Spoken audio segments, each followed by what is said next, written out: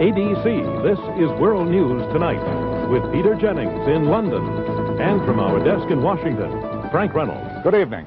The Supreme Court ended its regular term today with a series of controversial decisions upholding busing to achieve school desegregation, striking down a limitation on abortions, and restricting the right of the press and the public to attend pre-trial hearings. Here's a report from Tim O'Brien. A Massachusetts abortion law required an unmarried juvenile to get permission from both parents or a judge before she could have an abortion.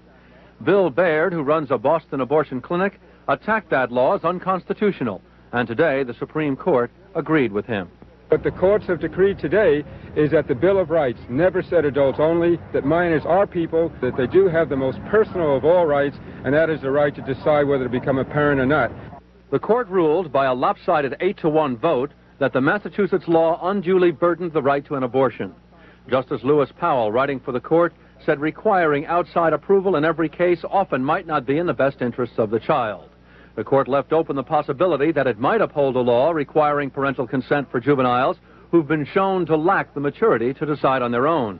To leaders of the so-called Right to Life movement, that clearly was not enough.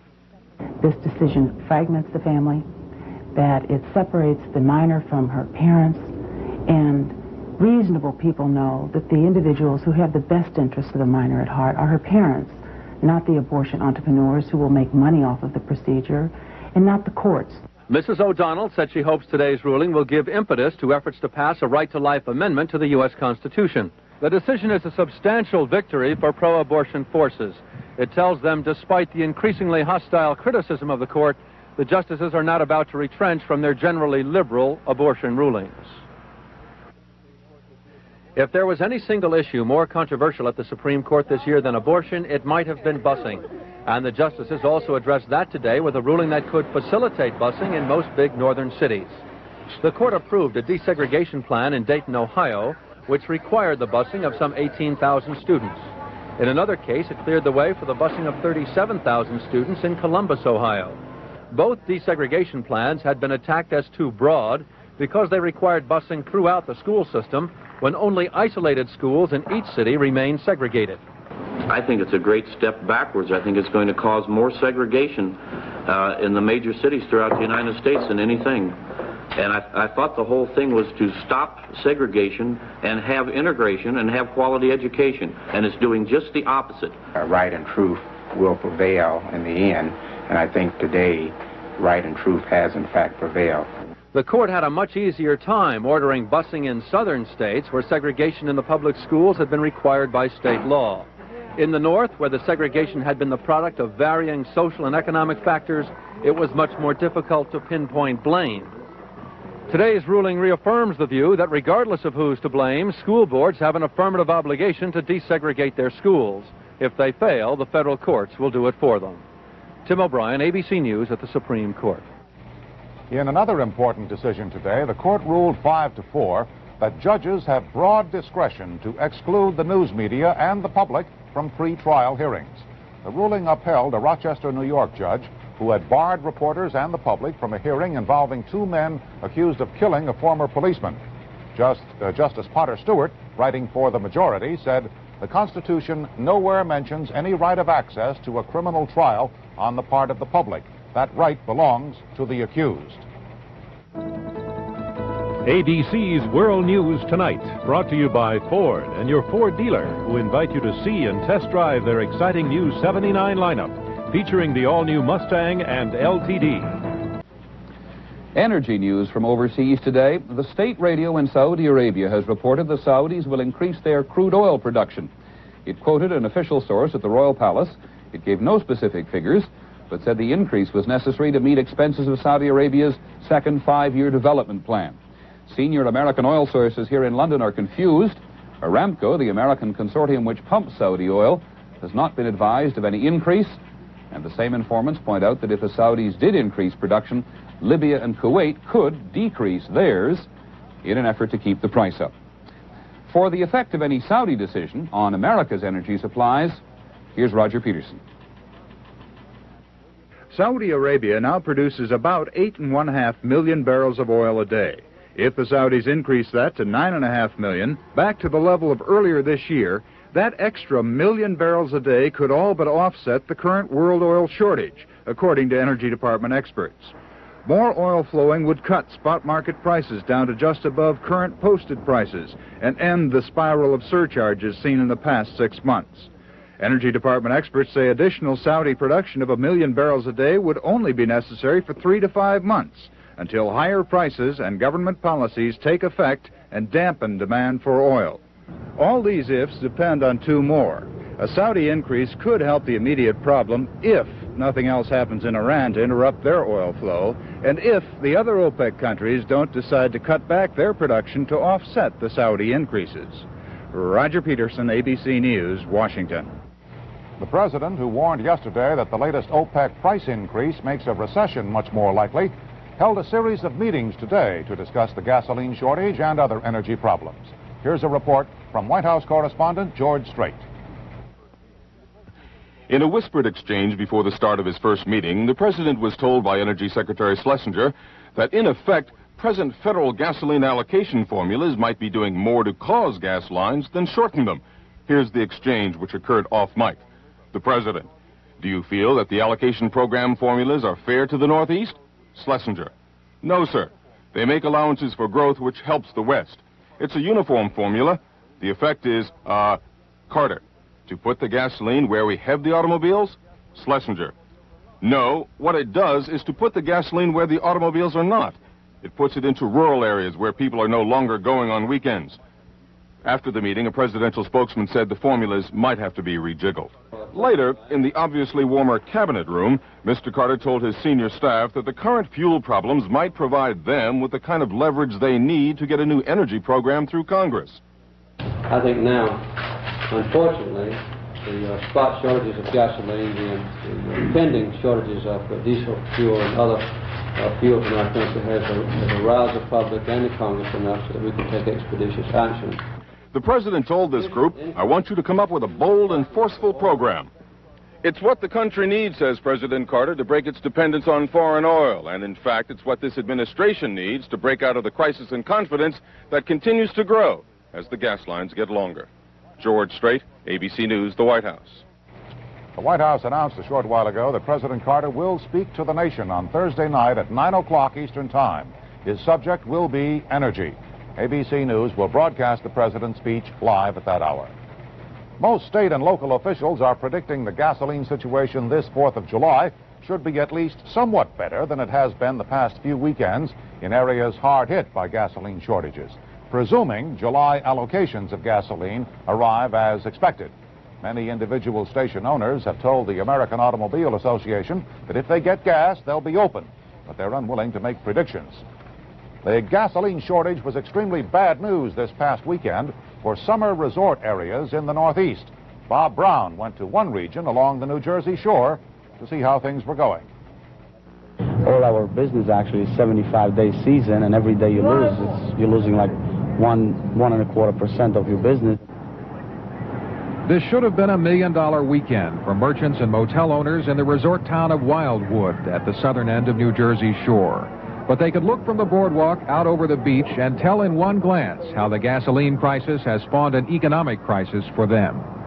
This is my 9th season, and I find this one to be the worst, even worse than 73 or 74 when we had another gas crunch. And I think the ultimate defeat of a whole city lies in this season. Ironically, Wildwood was one of the few resorts along the shore route where there was ample gasoline. One merchant even purchased a stash of gas for tourists who got in trouble. But the drop-off in visitors has been drastic, down 50%. 30 miles north on a parkway accustomed to bumper-to-bumper traffic, toll collections are a fraction of a normal weekend's take. State revenues from this parkway in 2 days were down $160,000 from the same weekend last year. Occasional light showers made a bad situation worse. This weekend, which should have been the biggest of the summer along this shore, revenues are down by 1/3 in some areas, by more than half in others. The losses from the empty beaches and motel rooms and restaurant tables could exceed $50 million. 50 miles up the coast. Two of the only shoreline attractions that didn't suffer were Atlantic City's casinos. Otherwise, few of the links in the tourist economy were untouched. Roadside stands, marinas, state parks. Here at Island Beach State Park, 85 miles up the shoreline, 8,000 to 10,000 sunbathers crowd the beaches on a normal Sunday. Only 1,200 came yesterday. New Jersey's tourism director says people are scared. So were the merchants. I talked to the mayor just about 30 or 35 minutes ago, and he said, boy, he said, Charlie, he said, we better do a lot of praying. That the gasoline lets up and administration lets up and gets this country back to moving again. And with the threat of unemployment growing as the crowds diminish, it was, said one merchant, a frightening weekend. Bob Brown, ABC News on the Jersey Shore.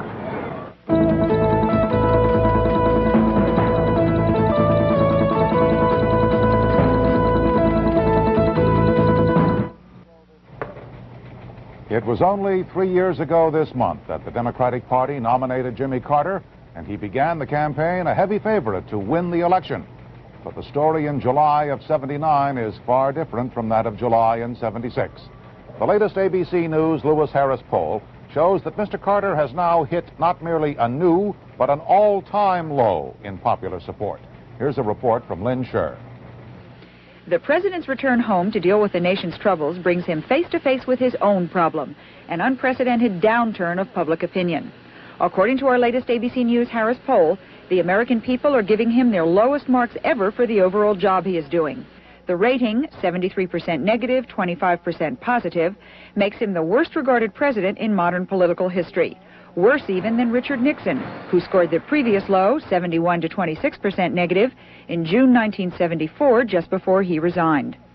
Specifically, his handling of the energy situation has earned President Carter a negative rating of 83 to 15%, his lowest on that measure.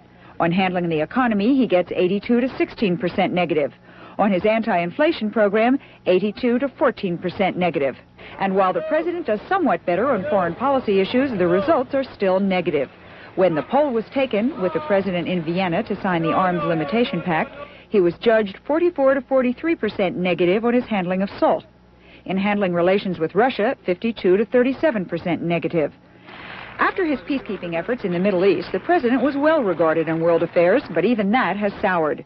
Today, on handling foreign policy matters, he gets a 52 to 42% negative rating. But the bad news for Jimmy Carter is not confined to specific issues.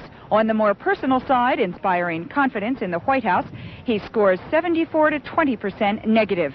And low marks in that area have traditionally meant a continued downslide in popularity for any chief executive. Lynn Scher, ABC News, Washington. As that poll makes clear, one of the main reasons Mr. Carter's popularity seems to be going down is because prices are going up. As part of his anti-inflation program, Mr. Carter wants the authority to deny government contracts to companies that do not comply with his voluntary wage and price guidelines. He has that authority now, and the Supreme Court today refused to hear a challenge to the president's right to take such action. A possible strike by 114,000 employees of the General Electric Company may have been headed off today. The company and the unions reached a tentative agreement early today on the terms of a new contract. That has not been the case as yet in Toledo, Ohio, where a strike of municipal workers, which began last night, has left the city with only minimal police and fire protection. The mayor of Toledo collapsed from exhaustion this morning as a result of his efforts to end the walkout. Richard Make has more on the story. Before dawn this morning, Toledo officials believe this small apartment house was firebombed. With more than 700 firemen on strike, the city could do little more than babysit the blaze with an automatic hose. And they're doing the best they can, and so far have done a fairly adequate job. How many people do you have basically to fight fires in the city right now? Well, it's the command officers, and I'd just rather not say the number at this point. Porter admits that the strike has virtually brought city government to a halt. Besides the firemen and civilian workers, nearly all Toledo policemen are on strike, forcing the city to rely on the sheriff and nearby communities for police protection. Most of the police are off the streets here in Toledo, and so are most of the police cars. When the officers went on strike on Sunday, they parked their cars in this lot, and they left the lights on to make certain that the batteries would run down. Similar tactics have disrupted the fire department. Hydrants have been illegally opened in many neighborhoods. Flames broke out in this downtown building today within plain view of a fire station. The strikers did not respond. As other firemen got to the scene, trouble began. When a bystander accused this woman of hurling a bottle at the working fireman, she knocked her accuser down. Despite the incident, city officials say they have not been hampered in their firefighting efforts. Richard Make, ABC News, Toledo, Ohio.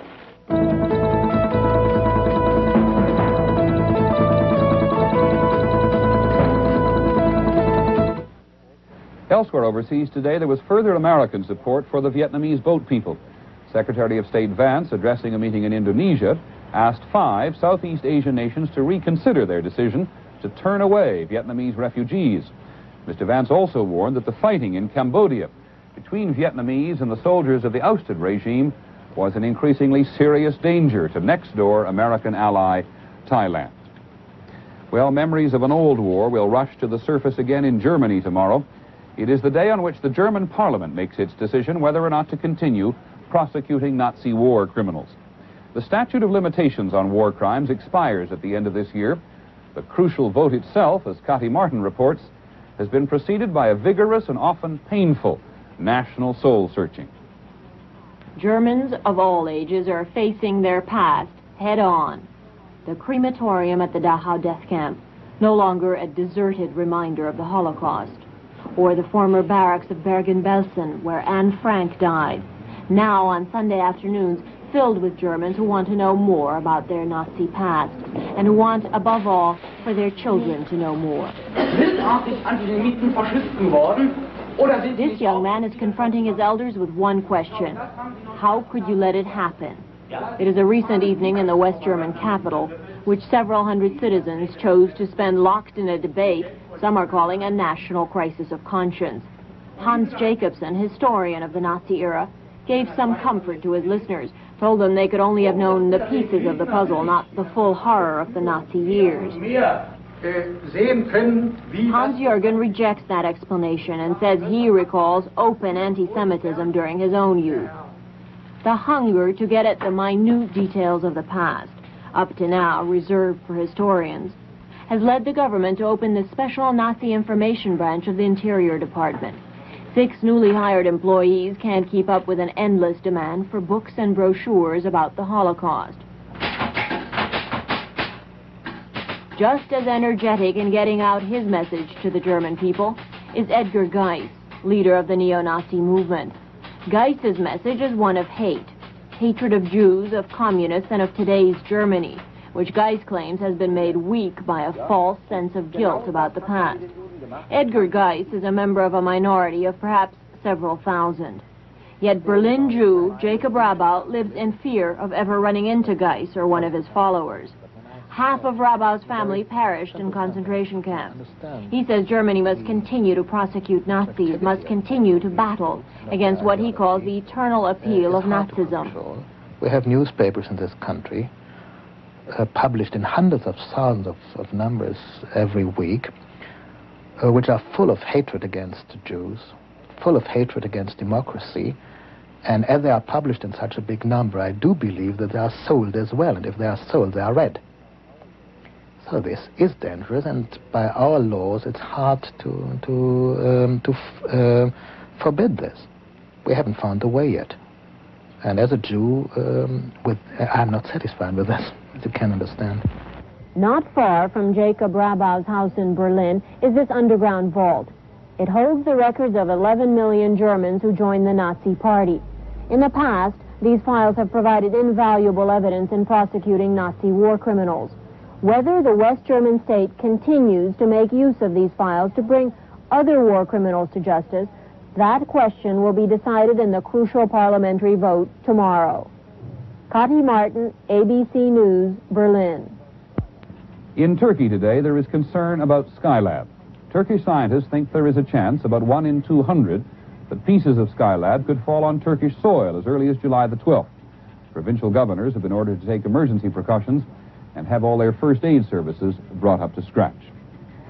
Well, finally, from here in London, on the clipped green lawns of Wimbledon today, the baby cake overwhelmed the old warrior. The quarterfinals of the women's singles at this most famous tournament matched Billie Jean King, 35, against 16-year-old Tracy Austin. It was a glorious afternoon for Miss Austin, who wasn't even born when Billie Jean King began winning her record string of 19 Wimbledon titles. Her passing shots were Billie Jean's undoing. Billie Jean hates to lose a game, even a point. Umpires sometimes feel her temper when she thinks the call has gone against her. Although Billie Jean and Tracy often practiced together, it was their first championship match. The sentiments were for Billie Jean. The on-court reality was relentlessly against her. Billie Jean calls the new generation of Tracy Austins baby cakes with affection and healthy respect. They're giving women's professional tennis the depth she could only dream about 10 years ago. Today, 2-1, the prodigy Austin gave the Professor King a lesson. A new coin of the realm was placed in circulation today. The government has high hopes for it, mainly because the cost of printing paper dollar bills, like everything else, is going up. If the coins eventually replace the bills, $50 million a year can be saved, or so they say. Here's the story from Bill Zimmerman. By all accounts, the new dollar coins got off to a good start on their first day in circulation. The Mint is running off 500 million of them, anticipating great success. And indeed, people lined up to get them at the Women's National Bank in Washington, buying 4,000 of them in the first few hours. The new coin represents a victory for the feminist movement, which has been pushing for some time to get the image of a woman on an American coin. The woman chosen was Susan B. Anthony, a longtime crusader for women's suffrage who died in 1906, 14 years before passage of the 19th Amendment gave women the right to vote. Anthony's spirit lives on, however, in the person of a grandniece by the same name. Not only for Susan B. Anthony, but it's an honor for all American women. However, let's get on with the real work, which is unconditional emancipation of women, and which means, of course, the Equal Rights Amendment now. The government hopes that the convenient size of the new coin will save it from the extinction suffered by its predecessor, the bulky Eisenhower dollar. This one is larger than a quarter, but smaller than a 50-cent piece. That seems only right. These days, a dollar's only worth about 35 cents. Bill Zimmerman, ABC News, Washington. Thank you, Bill. That's our report on World News tonight. For ABC News, good night.